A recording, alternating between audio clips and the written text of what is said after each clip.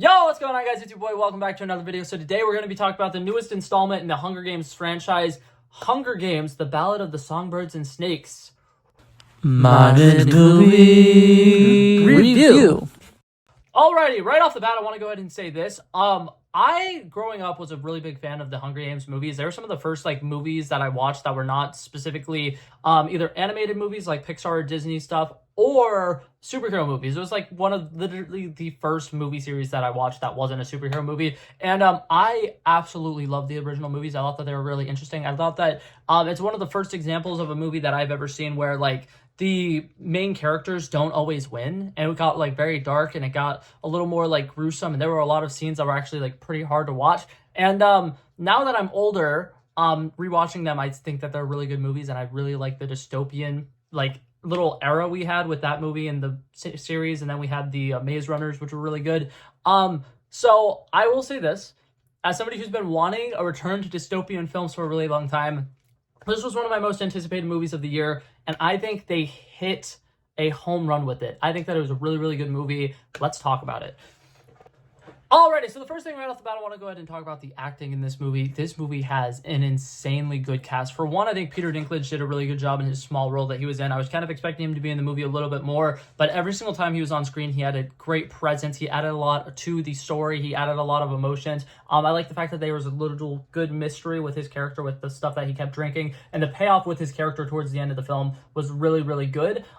Next person I want to talk about, Viola Davis. She is wickedly evil in this, and she is so good at it. For one, she looks absolutely terrifying. I want to give credit where credit's due. The makeup designers, the people who did her hair, everything like that to design her character did an incredible job, and her smile is terrifying. Every time she laughs, it's terrifying. And the way that she's kind of the devil's not the devil's advocate. She's kind of like the devil on Coriolanus Snow's shoulder, kind of making him do all these terrible things and kind of pushing him to a limit that he doesn't really necessarily want to hit. She does such a great job of being the bad influence of this character, and I think that Viola Davis really brought a lot of great acting chops to this movie. The next person I want to talk about, I don't know the actor's name. He's young and upcoming. I'm going to put it up on the screen. The guy who played...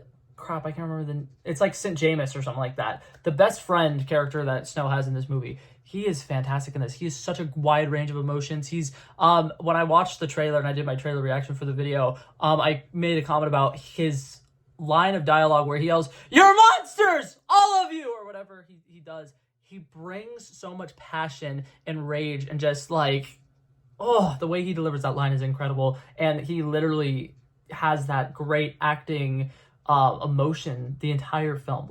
Every single sequence that he is in, he is great. And the relationship between him and Snow is incredible in this film. I really, really like what they did with that character. Tom Blyth, it's either Blyth or Blyth, I don't know how to pronounce it, but this is the first thing I've ever seen him in, and oh my god, I hope he becomes a star. He was incredible in this. I think that he did such a good job of conveying so many different emotions. There are a lot of sequences in this film that I think would not work if you didn't have somebody who could convey all of the emotions he's able to convey. There's sequences where everything is kind of dead silent. There's a little bit of the score background, but it's just him reacting to things that are going on, and he's just having so many different emotional what's it called? Not rampages, but he's just having an emotional breakdown over and over and over again. There's a lot of sequences where he breaks down crying. There's a lot of sequences where he's just absolutely outraged and he starts punching things, and it's just, you can feel exactly how he feels. And as the main character, you really can start to resonate with him a little bit, even though he's a character who you really want to hate because you know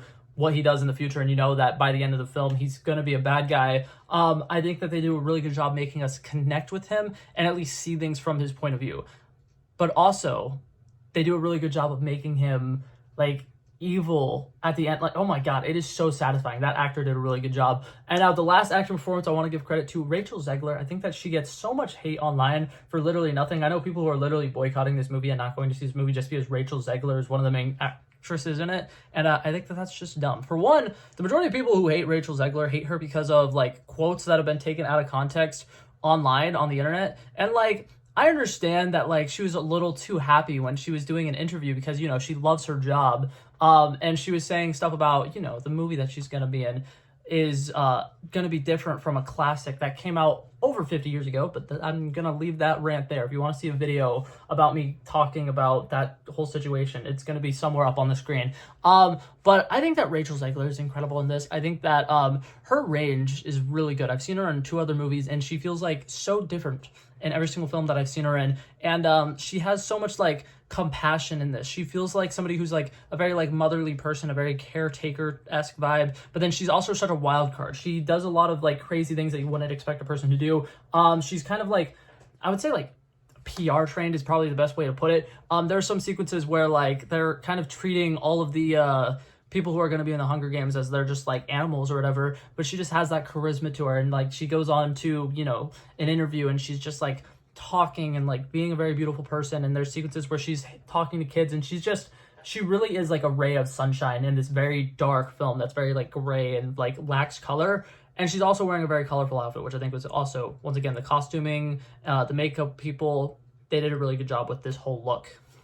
Now I'm gonna start praising the story of the film here, so I'm gonna go ahead and give a spoiler warning from here on out. There's gonna be a lot of spoilers in this. I think that this movie is incredible, and I really enjoyed it. So when I'm talking about things that I really like, I'm bound to say stuff that is going to be spoilery. So carry on forward, only if you've seen the movie. Okay, so that being said, right off the bat, I want to go ahead and say I've seen a couple of people online talking about how they wish that this movie was separated into 2 parts, and I kind of agree with it a little bit. For one, for people who haven't seen the movie but are still watching because you don't care about spoilers, I really like the way that they do separate it into like part 1, the mentor, part 2, the tribute, and then part 3, after the games or whatever. I think that was really interesting, and I really like the way that they did that. But I really wish that the way that they made this film was making it a 2-part thing, and then spending more time with the original Hunger Games. I think that everything that they do in the first 2 hours of this film is absolutely incredible. We really get a lot of character dynamics. We get to kind of feel a love story between Snow and Lucy Gray, and I feel like there's a lot of fun to be had there, and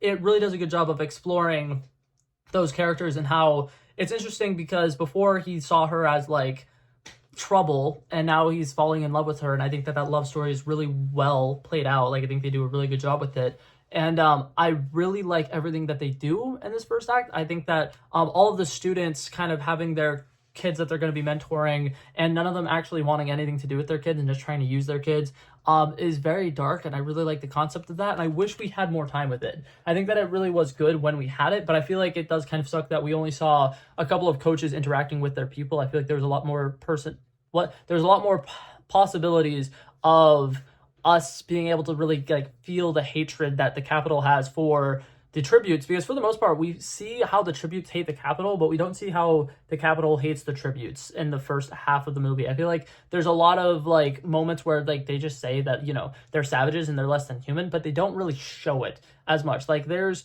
actual people who are from the districts here in front of them, and you don't see them like treating them as poorly. Like aside from the fact that they put them in a zoo on display like they are animals, we don't get to really explore anything with that. But that being said, it's still really good. It conveys a lot of emotions. It's going to make you very sad, and it's going to make you feel like this pit in your stomach. And I really like it. I think that of all of the movies that I've seen this year, this has gotten the most emotions out of me. And the entire first half of the film has you on the edge of your seat a lot. I feel like people who haven't read the book but are like, I want to read the book before I go see it, you should watch it and then read the book, because I feel like reading the book, since you're going to know everything that happens in the movie, you might not have the same fear that I had. But I was like definitely terrified when certain sequences were happening, because as somebody who's, like I've said, I've only watched the movies, I haven't seen any, I haven't read any of the books, and I especially haven't read this current book, the one that this movie is based off of. I feel like it really does a good job of like drawing things out and spending time to really build up the emotion and build up the tension and build up this fear of, oh my God, what is going to happen next? And it's a very beautifully well done movie. I think that it really conveys all of the emotions you want to feel. I think that of all of the Hunger Games movies, this is the best well-rounded. I think that the only movie that has better comedy than it is Catching Fire, but other than that, this movie has a lot of comedy in it that you will really enjoy. It'll really break the tension. Like if there's ever a lot of sequences where you're like, holy crap, this is getting really like tense, oh my God, I don't know if I could keep watching, right? Like there's gonna be a couple moments where like they push the boundaries of rated PG-13. I'm pretty sure this was rated PG-13. There are some sequences where I'm like, oh my god, wow. And what's it called? After some of those like darker like moments, there's occasionally some scenes where like Cornelius Snow or like Lucy Gray do something that's kind of more like funny and makes you feel a little bit more like wholesome, which I really enjoy because I think that they do a really good job of like not using humor to like take you out of the moment, but to kind of like calm you back down so that when stressful things starts happening again, it's like resetting how stressed you are. It's like, imagine like on a video game, you have like a stress meter. You're about to get to that point where you're like too stressed out. There'll be something a little lighthearted to kind of make you feel a little bit better, which I really liked. Another thing that I want to talk about with this film is I feel like this film has like a really, really great use of foreshadowing. I think that they do a really good job of, with the prologue, introducing us to the fact that like Cornelius Snow has seen like a lot of terrible things as a really young boy, and he's definitely going to be somebody who's traumatized. And I like that in this version of the story, I mean, in this world, as opposed to the future Hunger Games, which take place 64 years before, I mean, after this, it really feels like the same world, but it also feels like you could tell that they just got out of a war. It's still like a war zone. There's a lot of wrecked things. There's a lot of construction happening. A lot of the people who live in the capital are actually broke because they're still dealing with the financial loss and the financial burden that they had when they went to war with the districts. And I think it's really interesting how they portray Cornelius Snow and some of his family members as the broke people that they are, because they're trying their best to fit in a place where they don't really fit in anymore. And I think that character dynamic is really good, and I think it's very strong for this film. And I really like it because it makes a lot of the payoffs towards the end of the film and a lot of his like conflicts that he has in the middle of the film a lot stronger, because you can really feel where he's coming from. You can really see where he's coming from. And I really like that. I really like a lot of the sequences towards the beginning of the film where we're introducing Lucy Gray to Cornelius Snow and stuff like that. And almost every single detail that we learn about the people has some form of greater payoff later in the movie. I think that Cornelius Snow does a lot of things to help Lucy Gray out, and when she uses those things, it works really well. There's a little line when they're doing the reaping ceremony and Lucy gets picked or whatever. She like does something with a snake or whatever, and a little girl's like, oh my god, have you got that snake or whatever? And she mentions that she sings to the snake and she calms the snakes down. And that way, like later in the movie, when she sings at the end of the Hunger Games, when there's a bunch of snakes in the arena and none of the snakes attack her, it's such a more triumphant moment. And I love that they plant a bunch of little seeds in the first half of this movie that get paid off later, and they don't draw too much attention to it. It's not like they have to like hold your hand and walk you through this foreshadowing. They just do the foreshadowing, which is so refreshing in a movie. I really, really enjoyed that. I thought that was great.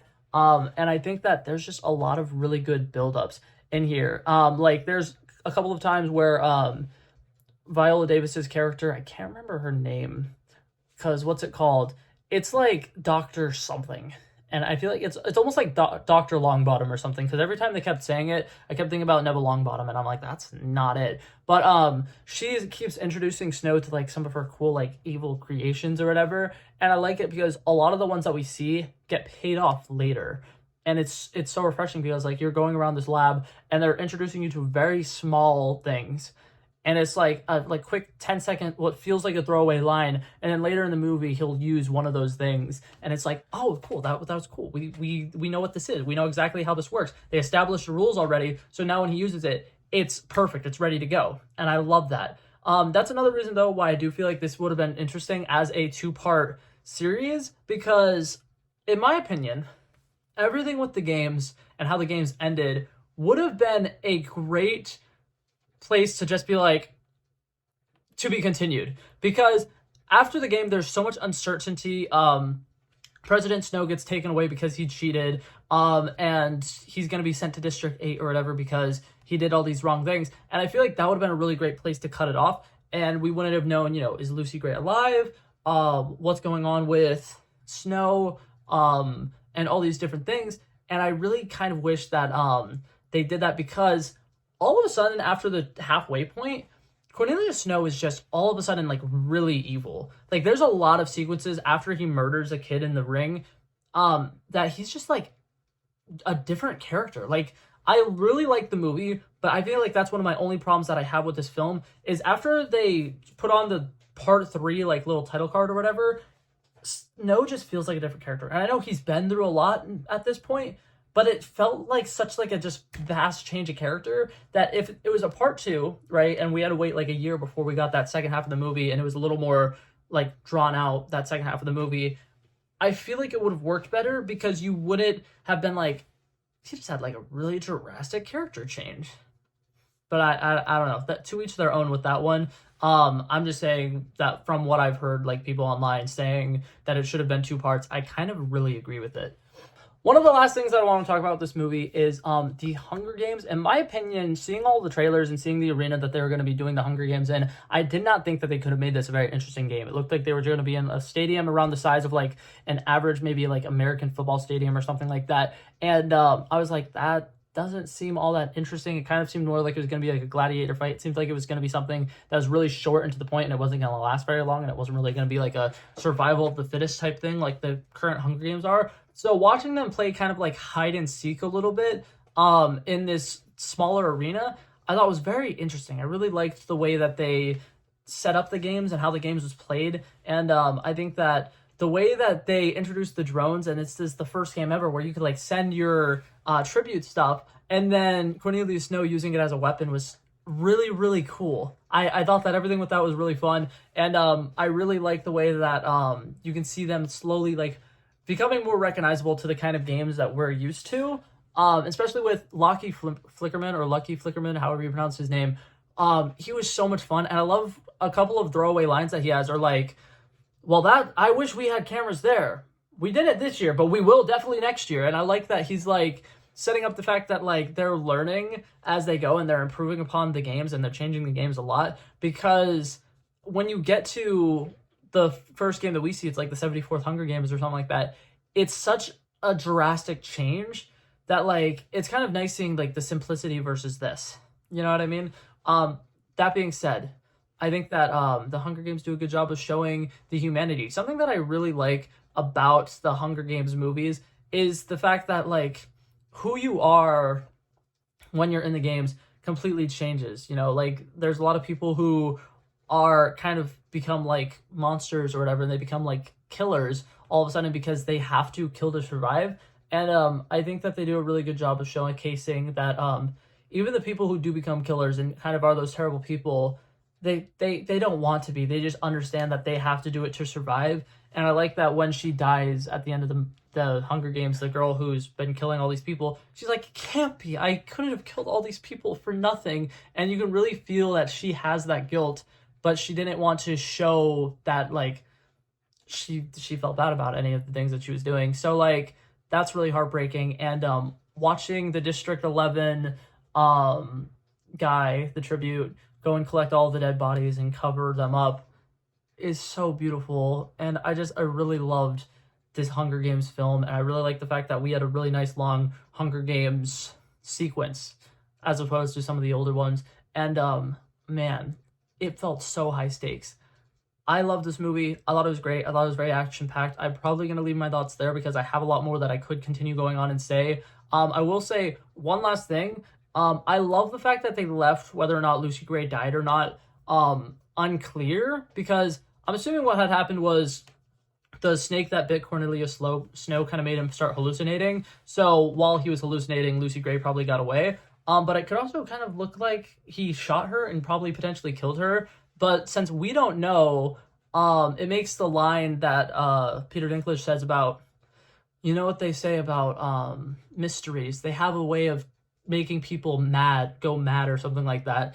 And the Snow that we know, I'm gonna, no, that was bad. Don't encourage this behavior. But the Snow that we know in the later films or whatever, he's kind of more insane. And it kind of is like, yeah, that uncertainty has probably been chipping away at his soul for 60 years or whatever. And I think that that's really interesting in the way that they were like, you know what, we're going to also leave it so that the audience also can be like driven mad by that. And we're going to be thinking about it a lot. Like me personally, I've been thinking about it the entire day because I watched it last night.